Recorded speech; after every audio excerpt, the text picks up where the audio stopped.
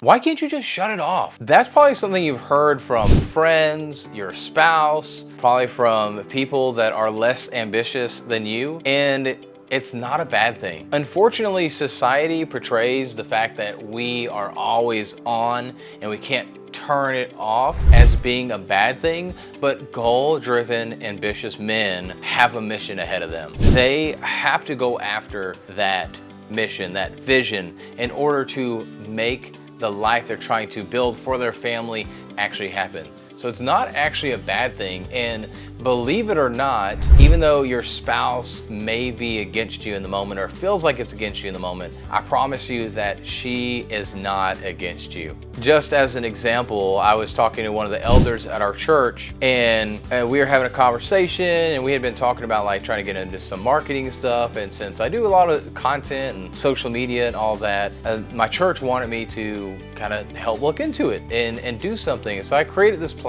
and I handed it to the preacher actually, and he talked to this particular elder, and the elder approached me about becoming a deacon. He asked me what I thought about being a deacon, and Brooke and I had talked about this before, and she's kind of talked about how, you know, that's not necessarily gonna fit for her, and it's really because it's change. It means there's more involvement, and it means that she's not gonna just be able to be that homebody that she wants to be. And I love her for that. And I love that she helps keep us grounded and being centered on home. But I know we need to grow, our church needs to grow. And so I went ahead and said, hey, yeah, I'm willing to take on that deaconship if that's something that all the elders approve of course. And then I told her about it and she got a little annoyed, but here's the thing. She, the next day, was like, oh, well, you know, as a deacon's wife, like she started like making little remarks about being a deacon's wife, or oh, doing this, doing that, and everything. And I don't want to give specifics because it gets a little too personable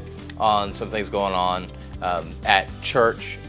But basically a situation happened as well, and she said she handled it a certain way, not that she wouldn't have handled it that way, but then she made the comment about, I feel like that's what a deacon's wife would have done. And so I share that whole story, and I know it's a bit of a lengthy story there, but I share that whole story because even though I'm ambitious, even though you're ambitious, and your wife or other people around you might actually start complaining and getting irritated that you're constantly going after things and you can't shut it off, they appreciate that in the end, and you are pushing them. A lot of people don't like to be pushed. They want to stay in their comfort zone, they want to stay doing their own little thing, and they don't want that push. But you as an ambitious person can make that push for them. You can start doing that. So forget about when people tell you you need to start turning it off, that something's wrong with you, because there's nothing wrong with you. You are just a highly ambitious man, and you are channeled, and if you're not, you need to channel yourself into a goal and go after that goal. And that's how you start to change